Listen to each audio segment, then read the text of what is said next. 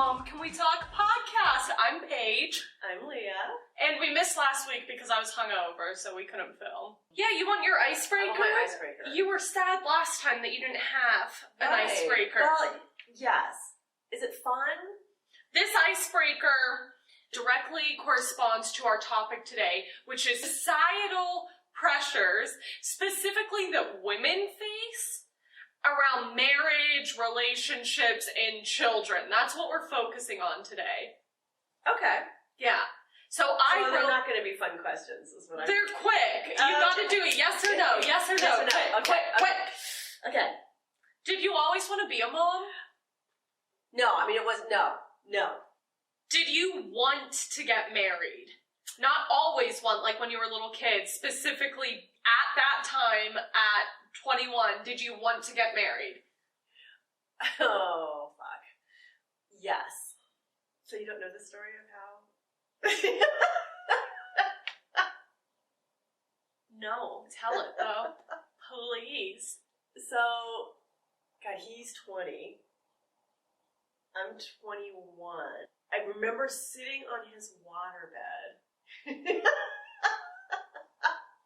I kind of want to try having sex on a waterbed. It's gotta be so bad for your back. The motions? But no, can you? No. That would make me nauseous. But it kind of. No, I think that would make me dizzy. Okay. What if you were writing? No, that would be worse, okay. I think. Alright. If I was on bottom, I think I could take it a little bit better. But if I was on... I guess it depends. But if I was on top, that would make me nauseous. I would get so dizzy. I would get dizzy from that. So anyway, sitting on his waterbed at the end of it. And I go, so, are we going to get married or what? Last one. Do you think you'll ever be remarried? Ooh. I don't like to say no, but I don't see myself getting married again. So let's get into why did you get married? So you gave him not an ultimatum. It wasn't an ultimatum. But, as I think I explained in our first one, is that I kind of had low self-esteem. Like, who else was going to want me? Did you feel pressured into it? Whether it was pressured by yourself, thinking, why would anyone else want me? Although, we might as well. Did you feel pressured, like there was a ticking clock? See, I've been knowing that this was our next topic, so I've been giving a lot of thought to this, and I don't know. I was still in college. I don't know. My parents did not want me to get married, so that might have been a little bit of, fuck you. Let's talk about your parents not wanting you to get married. What did they do to try and persuade you not to get married? Well, from the get-go, they didn't really like him. They were only hearing one side of the story. That's the worst. And as I've gotten older, that's something that I've definitely tried to be better on. Kind of like when you leave reviews places. Like, let's say you have a really bad experience somewhere. You're going to leave a bad review. But if you have a great experience every time, or a good experience every time, you're not necessarily going to be like, this is great every time I go in, unless you have an outstanding thing. But the first time that you have a bad experience, you're going to go straight to the reviews and be like, I had a terrible experience. And it's the same way in relationship, going to parents, you don't tell them the little things day to day that are great that they do, but they always hear about when you're upset and you're fighting. Right. And I think you do a really good job, because you kind of balance. I mean, yours is more positive, but then you also share, we had a really, big fight last night or something. So you share kind of both sides of it, but you're definitely much more on the positive side. But yeah, and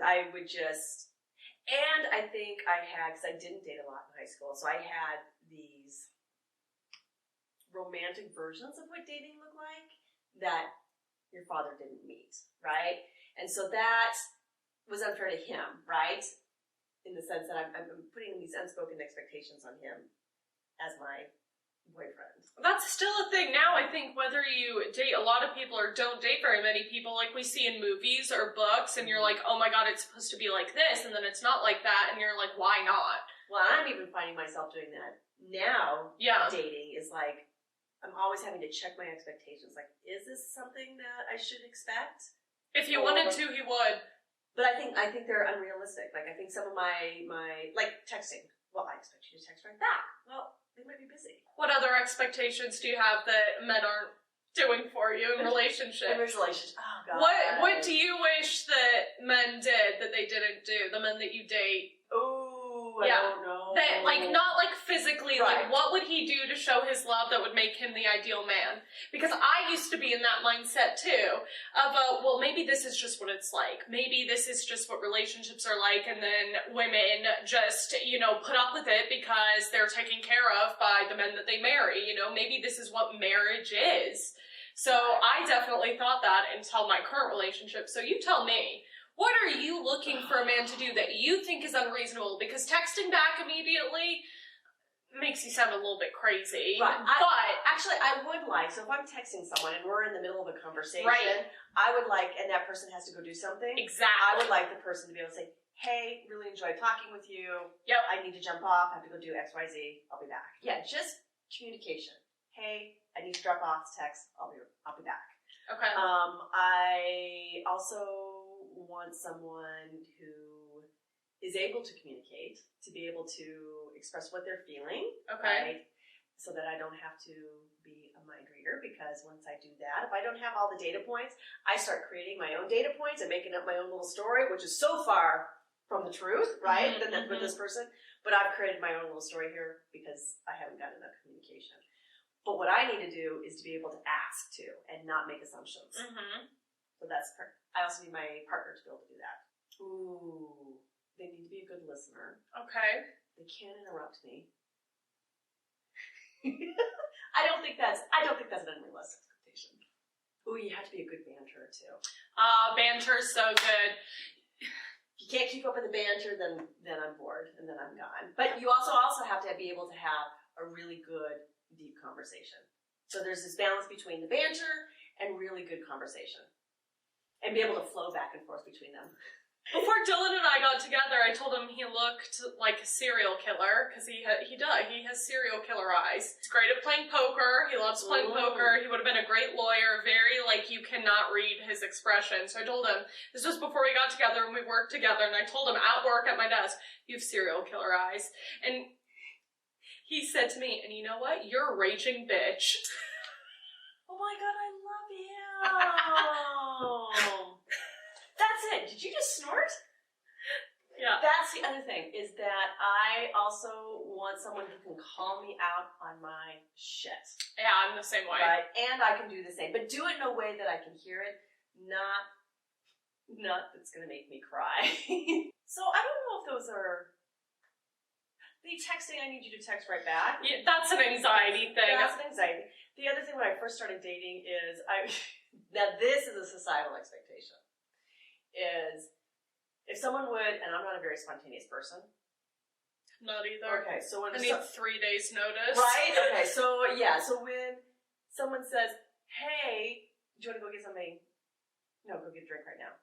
Okay, no, you need to give me 3 days. And this is the societal part. Like, don't expect that I'm going to be available all the time. Okay. Right? So no, even though I was free. I've emotionally committed myself to going home and going to bed after this. I've thought all day about going home and going to bed. That I can't just change my mindset all of a sudden. I'm that way too. Well, there's also this, you don't want to seem too eager. Like, this is a societal expectation coming from my generation, is you don't want to be too eager. You don't want to be seen as always available. Okay. So that was like early on when I started dating. It's like, no, you need to give me, and now it's like, hey, I'll get a text. I'll say, hey, you want to go get a drink? If I'm not doing anything, sure. So were you pressured into getting married? So you're going back. No, I was not pressured into getting married. Not by your parents. No. Oh, I was telling you, also I was sent away. So your parents did not pressure you to get married. In fact, they sent you away to try and discourage you from getting married. So we dated in our senior year. Parents didn't like him. Did his parents like you? I don't know. Did they want you to get married? Were they all about it? Like, from your perspective, were they kind of pressuring you? No. I don't know what their perception of marriage is. Like, do you get married young? I don't know. I would think young, because Grandma tells me all the time that she's given up on my brother, but I might still have hope. We date in high school. We graduate. The very next day, my parents send me down to New Mexico to spend the summer with my aunt and uncle, or my great aunt and uncle. That place is a safe haven. When I was escaping a bad relationship, where did I go? New Mexico. So sent down there. This family was known for taking in Wayward ladies. Girls, right? Troubled teens. Because what they did is, and they were so good. So anyway, sent down to this family who takes in wayward women, Lost children, girls, lost specifically. girls. And that was my parents' way of trying to separate the two of us. Come back, and it never works. When you try to forcefully separate it, Right. it never works. And so we came back, we dated for a little bit longer, and then got married when I was 21. How long have you been had you been dating? 23 years. Okay, so this is where I struggle, because there's that 3-year rule, but I think that's archaic. Exactly. It's after the 3rd year, you better be getting married. 3 years is how long you wait. Okay, what is it about 3? Because this is also what's put out there into the thing. It's like 3 days. That's where things get. I don't believe in that. Have sex on the first date. You know what? Have sex before you have a date. It's not even a date, right? You get it out of the way beforehand, and then your date is less awkward. But who sets these rules? I don't know, but I've always been told 3 years. I very much so have these things, like, in me, that, like, anytime I go to a wedding, and anytime, and they've been dating for less time than whoever I'm with now, or they have a kid, and they've been dating for less time than whoever I'm with at that time, my gut reaction is just, this is not fair. This is bullshit. When is it my time to be happy? But at the same time, I think logically, I'm like, but do I really want to get married? So I think that it's been like, it's in there that like I have these societal pressures from whatever it happens to be. A lot of the stuff for me is that you were married at 21. Mm-hmm. Dad was 20. You had a kid by 26, and then your second kid by 29. So I think about that a lot. Like, anytime I hit one of those milestones, like when I turned 21, I was like, I mean, I was married at that time too, but I was like, she was with my father. And then like when it justifies your... At 26, when I turned 26, I was like, damn, my mom already had her first kid at this time. And I look at other people, like Dylan's stepbrother and stepsister got together the same time that me and Dylan did.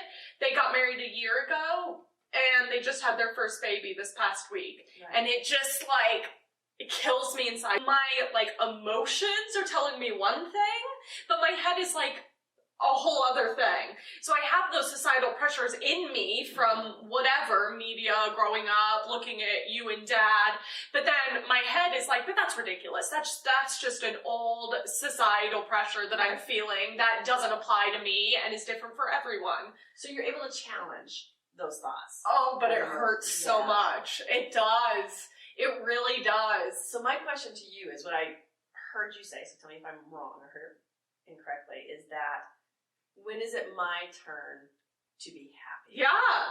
What makes you think that standing in front of somebody who's been ordained by God or the state of Colorado or whatever to say, you are now married? What in that makes you going to be happier than you are today? Well, that's the question that Dylan has for you. This is his contribution. I love it. Thank you, Dylan. This is his contribution. Why make it legal? What's the point? What do you get for making it legal? A lot of the times I think like, and I thought this in my last relationship too, where it's like, if they died tomorrow, would I still be part of his family?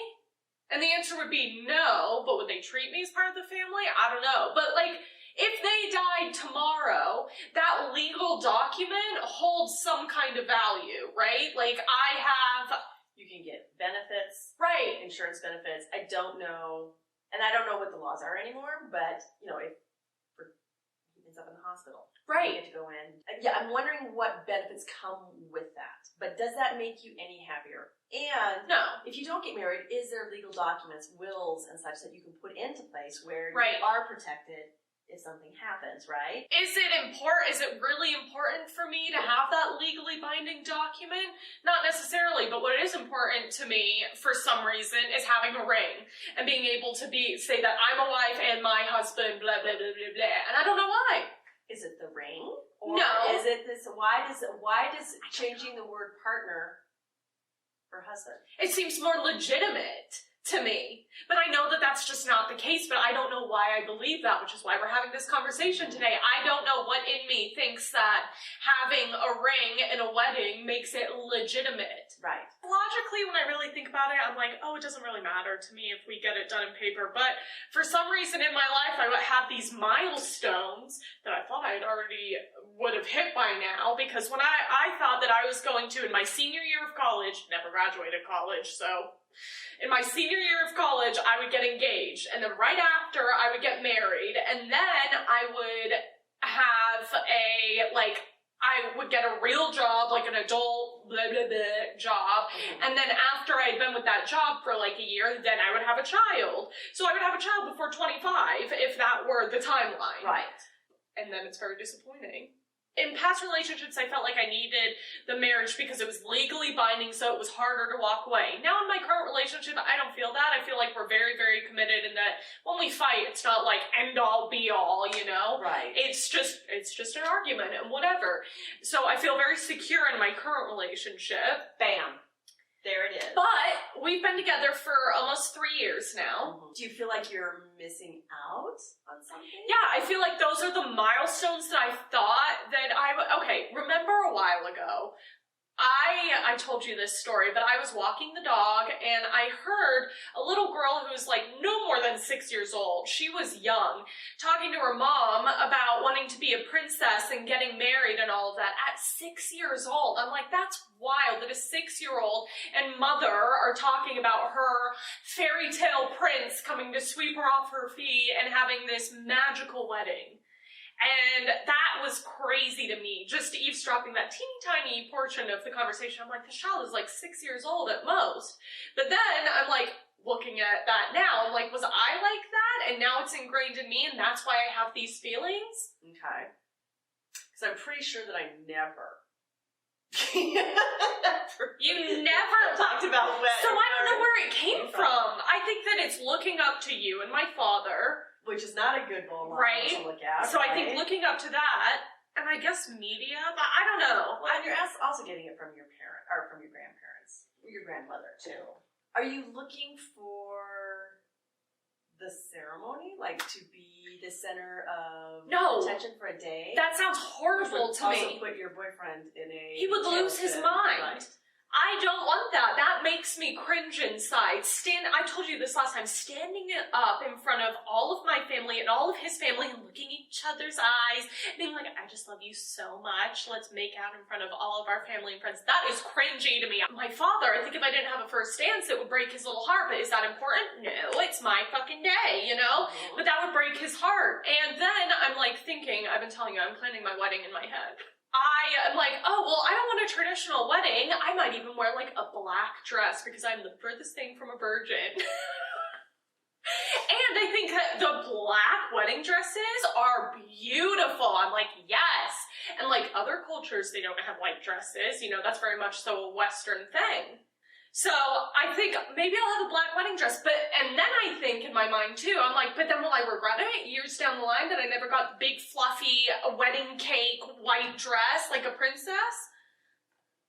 What's wrong with me? There's nothing wrong with you.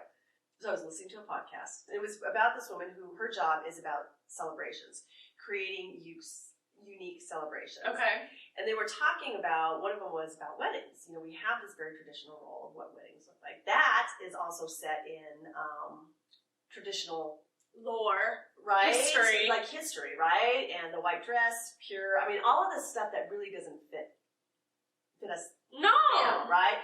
The rings, I mean, there's just this whole component to these weddings that really have no place. Right. So, this podcaster, well, she's not a podcaster, but her job is really to how to create these unique events. Experiences. Celebrate. They're really celebrations. That's what I would want. Stepping outside the box. You too can do that if it feels important that you need to be legally under the... For me, it does for some state reason. of Colorado. Like this idea of that it's sanctioned by God. Why can't the two of you have a celebration of your commitment to one That's another? what I want. But get rid of the dress. Right. Get rid of the rings. And even I would be okay without the legal document, I think. Right, but then, this is where the societal pressure, I can imagine you going to your grandmother and saying, we're not getting married, my boyfriend and I are not getting married, but we are going to have a celebration. That's weird, though. Right? That's strange. We want all of our family and friends just to come and celebrate our love, but we're not getting married. The people that show up to this celebration are the people that have your back as a couple, who are going to support you as a couple, right? Like, this is your network. This is your family, right? What if that was what it was? Yeah. Opposed to this archaic version of these weddings that we have. Well, and I've even told Dylan, I said, when you ask me to get married... Why does he have to ask you? Because if it was up to me, I would get married to him tomorrow. I told him, I do not want you going and asking my father first. I do not want that because I'm not his property. I am a full-grown adult woman. You are not asking to take me from my father. My mom was upset that your dad didn't come and ask. Really? Yep. I would rather him come to you as more of a conversation, not to ask you, but to have a conversation about it. And he can have a conversation with my father, but I don't want you are going to ask my father if it is okay. Right. I don't like that. No. I'm a full-grown adult woman. He doesn't pay my bills anymore. No. So so look into that idea. No, I want to get married. I want a ring. You want the wedding. But I don't want it to be a wedding. I would want to do like a private wedding. Hello. Yeah, like I would want to just have him and I get married because it's between us. It's between us. It's not between everyone else. I don't want to put on a show for everyone where they're all staring at me. That's so stupid to me. Like, I think that's very conceited. I don't like that, a whole idea, and it makes me very anxious just thinking about it. So I would rather have just him and me, super, super, like, just intimate with just us there, and then we can remember that for the rest of our lives. Then you don't have to stress. But then I would have a reception with, like, everyone. But it wouldn't be a traditional thing. It wouldn't be, like, a normal reception, all that bullshit. What is it about that license from the state of Colorado? I don't know. That makes it real. I don't know. There's also this concept, too, that in order to have children, you have to be married. I think that I would be okay with having a child first before getting married. However, he doesn't want to have kids. The world that we're living in right now, he doesn't want to bring a child into, which I totally get. You think about the kids that are being born now. What's the world going to be like in 10 years?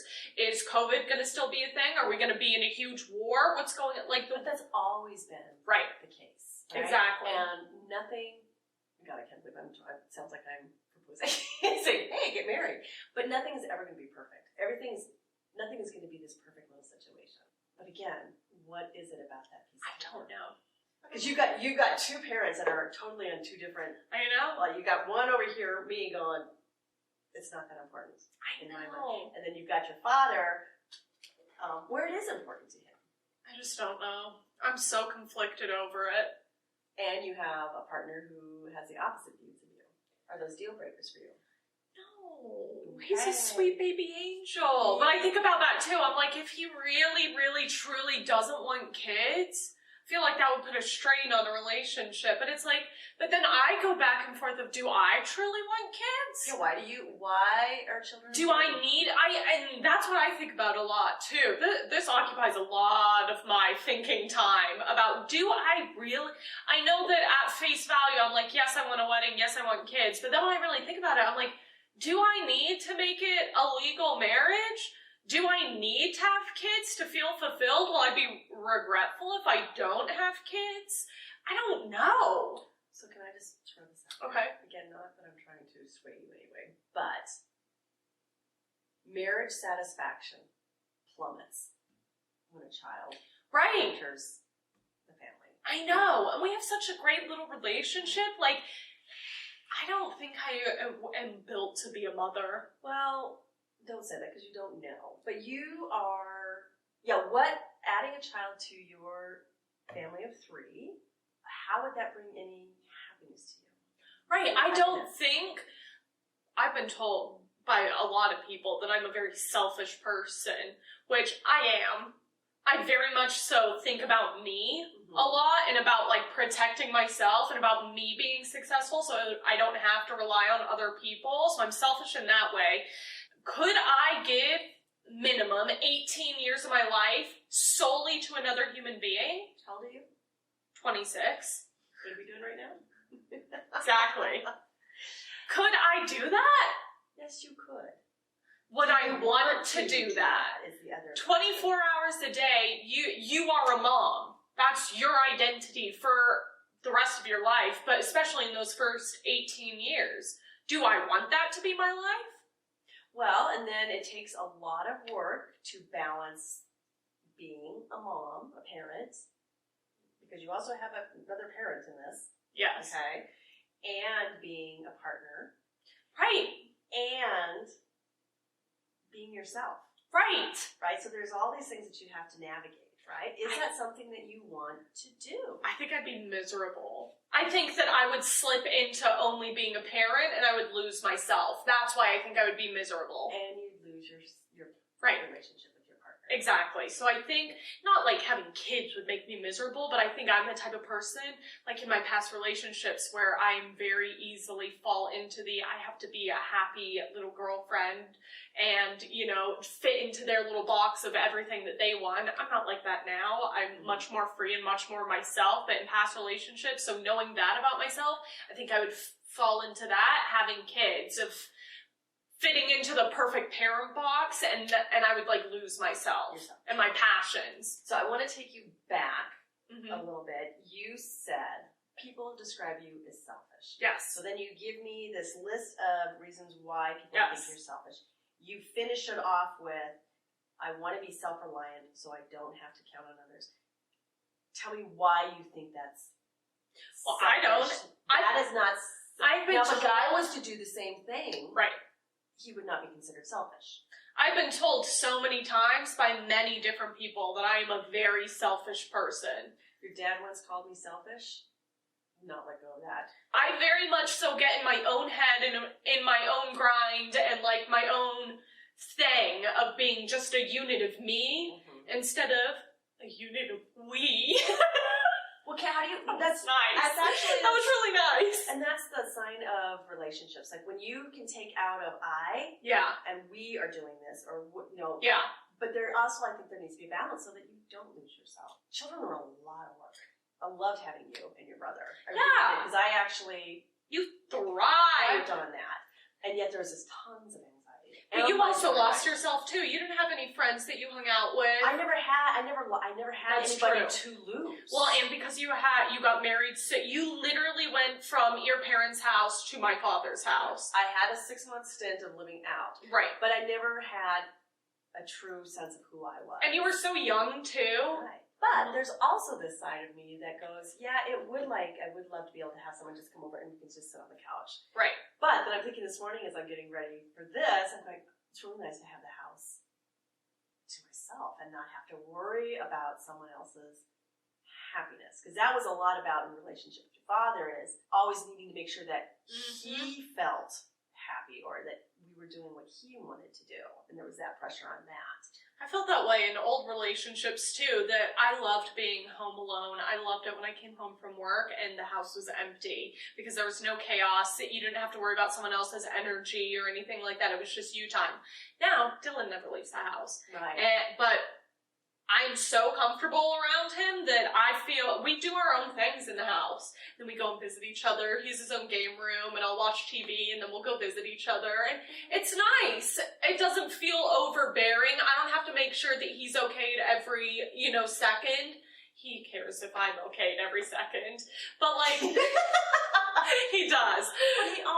But there's also that anxiety piece for him, though, when you leave. He hates it when I leave the house. Right? But he's able to express it.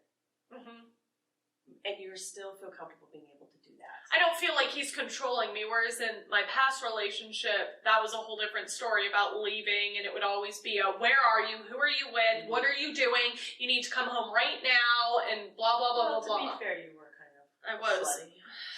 I was slutting around town. Actually, slutty's not. That is not a bad word. I saw you weren't being slutty. You were just having a good time. I was, yeah. You were playing. I was was emotionally done with that relationship well before I left that relationship. Well, that's kind of where... Which made leaving so much easier. So yeah, so does that help? I feel better about the kids thing. Okay. Because I've been thinking about that too, and someone else asked me that. His stepbrother's wife asked me that. He says, is that a deal breaker for you? I'm like, no. He's so great. I would be so stupid to make that a deal breaker. Right.